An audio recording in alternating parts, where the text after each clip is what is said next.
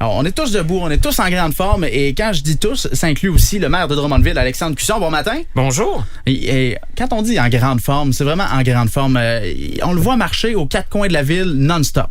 On marche pas mal. Ouais. C'est le fun. Ce matin, écoutez, je pars pour Québec après les rencontres ici à la radio. Donc, j'ai pris ma voiture ce matin. Pas à pied, c'est ça. Je me disais, là, à un moment donné, il y a des limites à se donner du trouble. On m'a chuchoté à l'oreille que M. le maire s'était remis au bacon. Ah, ça, c'est des fausses rumeurs. c'est vraiment des fausses rumeurs. Mais on a le droit une fois de temps en temps. Ben oui, il faut se gâter quand même si on fait attention. Sinon, on flanche. C'est clair. C'était soir de conseil municipal hier à Drummondville. Donc, on revient sur quelques éléments. On se le cachera pas, c'est un conseil plutôt tranquille pour la paperasse, monsieur, madame, tout le monde. Pas de grandes nouvelles, effectivement. Écoutez, c'est pas le temps pour un conseil là qui est à ses dernières semaines d'activité de lancer des grands chantiers puis de prendre des décisions pour les autres. Alors, évidemment, les dossiers, là, je vous dirais, les dossiers courants, les demandes liées à l'urbanisme et tout ça. C'est ce qu'on a fait hier et on a appris, entre autres, que le parc Joly qui sera renommé, un bel hommage. Oui, c'est ça. Alors, le parc Joly qui est situé sur la rue Joly, donc il y avait double hommage à l'ancien premier ministre Joly. Donc, l'idée, c'est que dans ce secteur de la ville là, qui est situé près du boulevard René-Lévesque, près du Centre Expo, je vous dirais entre le Centre Expo et l'autoroute 20, on retrouve là la rue Lesage, la rue Johnson, le boulevard René-Lévesque, je le mentionnais. Donc, certains l'appellent le quartier des premiers ministres parce que toutes les rues portent les noms d'anciens premiers ministres du Québec, décédés évidemment. Et le dernier à être décédé, c'est Jacques Parizeau. Et nous n'avions pas à Drummondville honoré sa mémoire comme on l'a fait pour tous les autres anciens premiers ministres. Même que Robert Bourassa, qui est l'autre qui est décédé avant, lui avait été honoré dès la fin de son premier mandat, au début des années 80, avant même son décès. Donc, la rue Bourassa existait. On a demandé à la commission de toponymie de nous faire une recommandation et ils nous ont suggéré, la recommandation est acceptée, de modifier la dénomination du parc Joly pour en faire le parc Jacques Parizeau. J'ai eu le bonheur d'annoncer ça à Mme Lisette Lapointe, la veuve de M. Parizeau, qui est le lien officiel avec la famille et est évidemment très honorée. Il y a la ville d'Outremont, donc Montréal, l'arrondissement d'Outremont qui a aussi un parc Jacques Parizeau et plein de villes au Québec qui ont nommé des rues, des boulevards. Montréal, on sait que l'édifice de la Caisse de dépôt et de placement a pris le nom Jacques Parizeau aussi. Et autre ordre d'idée, à Drummondville, ça va être une fin de semaine assez chargée. On entend Mélissa nous parler de la journée ce week-end de la Fondation Sainte-Croix-Ériat. Mais il y a la journée porte ouverte de la nouvelle bibliothèque publique de Drummondville. Oui. Ça se passe dimanche à compter de 9h30. Évidemment, jusqu'à 17h, on attend les gens. On ne pourra pas emprunter des volumes, mais on va pouvoir se promener. On va pouvoir découvrir cette nouvelle bibliothèque. Vous allez voir l'intérieur. J'y étais encore lundi. Là, je suis allé faire un dernier petit tour pour m'assurer que tout était à notre goût. Et c'est très épuré. C'est blanc. C'est lumineux. Je pense que les gens vont apprécier. Ça vient d'un concours d'architecture. On peut aimer, ne pas aimer. Il y a des règles. Donc, nous, on suit ces règles-là. Mais je pense que les gens vont y trouver là des coins extraordinaires pour lire. C'est le 50e de la Maison des Arts. Aussi. Des spectacles en fin de semaine. Ça sera fort intéressant. Donc, ça bouge beaucoup. La semaine prochaine, des activités. Vous mentionniez tout à l'heure le passage de Patrick Sénécal. Vous êtes à peu près les seuls qui avaient encore des billets. J'espère que vous ne deviendrez pas des revendeurs, c'est ce que j'entends.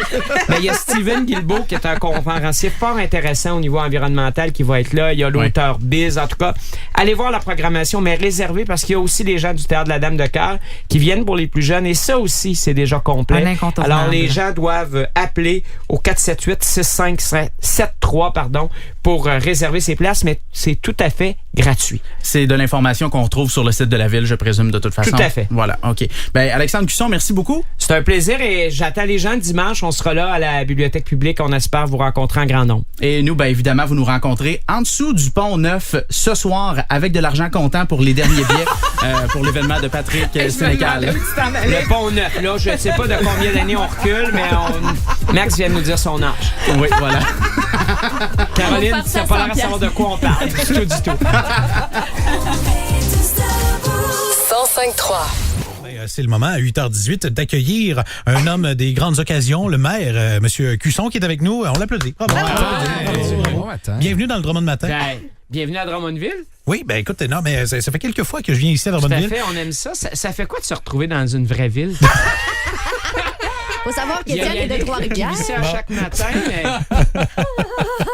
Donc, voici notre maire. Oui, non, mais c'est le maire, je ça. l'aime. Puis c'est le fun d'avoir des maires comme ça, des maires qui, tu sais, parce que des fois. Il tu sais, embarque dans les folies. ouais, tu sais, puis à Trois-Rivières, Yves Lévesque est un peu comme ça aussi. Il aime ça embarquer dans les folies. Puis vous êtes très chanceux ici à Drummondville d'avoir un maire comme M. Cusson. Mais justement, juste avant la chronique, puis le retour sur le conseil qui a été exceptionnellement hier soir, je voulais savoir, parce que là, il y a des rumeurs qui courent, M. Cusson, concernant cette fameuse chassette Lacoué qui est de retour cette année.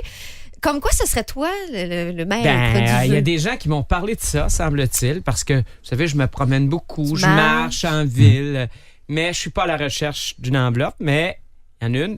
Le maître du jeu se promène en ville, on va le laisser aller. Ouais, Tant et aussi longtemps qu'il va respecter les règles, les lois, Ça, qu'il c'est ne va pas sûr. dans des endroits interdits. C'est sûr. Donc, vous confirmez que c'est pas vous, là? C'est pas moi. OK. Non, Parfait. non, c'est pas moi. Correct. Et peut-être que j'aurais le goût de la trouver, finalement, moi aussi, cette enveloppe-là. bravo. Oui, vous avez le droit. Tout le monde peut y participer. Hier, un conseil, on est vers la fin d'ailleurs parce qu'on va tomber en période électorale dans les prochaines semaines. Dernier conseil avant ça, notamment, avant de parler de ce qui s'en vient dans les prochains jours, on va renommer un parc bien précisément avec un nouveau nom. Peut-être nous l'expliquer la décision. Le parc Joly, qui est situé là sur la rue Joly, près du Centre Expo, je vous dirais là, René Lévesque, où il y a les promenades, l'autoroute 20 et tout ça. Il y a tout un quartier où les rues portent pour la plupart des noms d'anciens premiers ministres du Québec. Johnson, la rue Le Sage, la rue Bourassa. Bon, il y a plusieurs rues, même des fois des premiers ministres qui ont été là très peu de temps, qu'on connaît à peine. Alors, tous les premiers ministres décédés ont été honorés, les premiers ministres du Québec ont été honorés à Drummondville d'une façon quelconque. Les deux derniers qui sont décédés, il y a Robert Bourassa, qui, lui, la ville, au début des années 80, après son premier mandat comme premier ministre du Québec, avait déjà décidé, mort pas mort, on nomme une rue et il y a la rue Bourassa. Et donc, le dernier qui est décédé, c'est Jacques Parizeau. Oui. On a demandé à la commission de toponymie de se pencher sur la question et la recommandation de la commission de toponymie, le conseil y a donné suite hier soir, c'est-à-dire que le parc Joly, sur la rue Joly, donc Joly, lui, avait été honoré 2 fois, va devenir, au cours des prochains mois, là, on fera une cérémonie d'inauguration, tout ça, le parc Jacques Parizeau. J'ai eu le privilège de parler à Mme Lisette Lapointe, la veuve de M. Parizeau, qui est aussi c'est une collègue. Qui est mairesse de Saint-Adolphe-d'Howard. On s'est parlé la semaine dernière, vendredi. Elle a été évidemment honorée de la décision du conseil municipal de Drummondville. Elle est le lien avec la famille. Donc, la famille Parizeau sera là.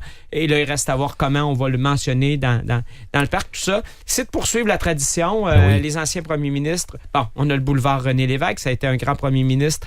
Il est là. Donc, on souhaite poursuivre cette tradition-là. Et je salue la recommandation de la commission de toponymie qui a réussi à nous proposer quelque chose dans le même secteur où on en retrouve plusieurs. Bon, il y en a qui sont peut-être un peu ailleurs, mais où vraiment il y a une bonne concentration. Il faut savoir que M. Parizeau a travaillé avec d'anciens premiers ministres aussi, que ce soit avec René Lévesque, avec Jean Lesage. Il se retrouve au milieu de tout ça. Donc, on trouve ça fort intéressant. Là, gros week-end qui s'en vient dans les prochains jours, hein, Oui. Justine, avec entre autres le 50e de la Maison des Arts, puis là, on va ouvrir la nouvelle bibliothèque enfin. Donc ça s'en vient. Faudrait là. pas laisser croire à notre ami de Trois-Rivières que ça bouge juste en fin de semaine. Ça bouge tout le temps. Non, ça je le sais, ça je le sais. Un pic ce Ça, je suis au week-end. courant. Demain, c'est protocolaire, c'est pas grand public, mais on reçoit entre autres le Partenaire. ministre de la Culture pour une visite de la nouvelle bibliothèque publique. Hein. Vous le savez, c'est une bibliothèque qui a été construite suite à un concours d'architecture. J'ai hâte que les gens la découvrent. J'y étais lundi. Je suis allé faire une dernière tournée avant l'ouverture. C'est très épuré, c'est très blanc, c'est très lumineux à l'intérieur. On peut aimer, on peut ne pas aimer. Quand il y a des concours d'architecture, là, nous, on peut pas arriver et intervenir, dire vous faites Ben ça, non, vous faites c'est pas ça, ça. c'est une œuvre. Ce petit bout-là, j'aime pas ça, mais ce bout-là, ça va. Donc, il faut être là. Il faut d'abord, je pense que l'ambiance va habiter le building. C'est magnifique. Les C'est endroits moderne. pour s'asseoir, pour lire. On n'ira pas juste emprunter des livres dans cette bibliothèque-là.